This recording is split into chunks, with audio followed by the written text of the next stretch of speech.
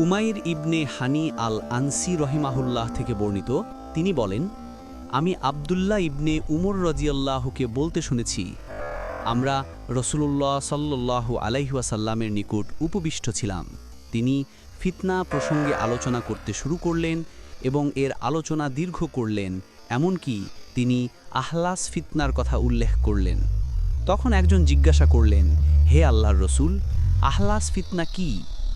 তিনি বললেন, তা হল পলায়ন ও লুটতরাজ। এরপর আসবে সাররা ফিতনা। এর ধূম্রজাল বা অশান্তি আমার আহলে বাইটের এক ব্যক্তির পায়ের নিচ থেকে উত্থিত হবে। সে দাবি করবে যে সে আমার বংশের লোক, অথচ সে আমার কেউ নয়। আমার বন্ধু তো কেবল মুত্তাকি লোকেরাই। অতঃপর লোকেরা এমন একজন লোকের উপর সন্ধি করবে যে পাঁজরার হাড়ের উপর উরুর মতো। এরপর আসবে দুহাইমা ফিতনা, অন্ধকারচ্ছন্ন ফিতনা। এ উম্মতের কাউকে আঘাত করা ছাড়া এ ফিতনা ছাড়বে না। যখন বলা হবে যে এর পরিসমাপ্তি ঘটেছে, তখন তা আরও দীর্ঘায়িত হবে।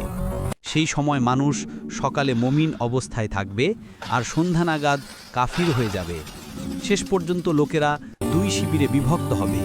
একটি হলো ইমানের শিবির, যাতে কোনো মুনাফিকই থাকবে না, আর অন্যটি হলো মুনাফিকির শিবির, যাতে কোনো ঈমান থাকবে না। যখন এমন হবে, তখন সেই দিন বা পরের দিনেই তোমরা দাজ্জালের অপেক্ষা করবে।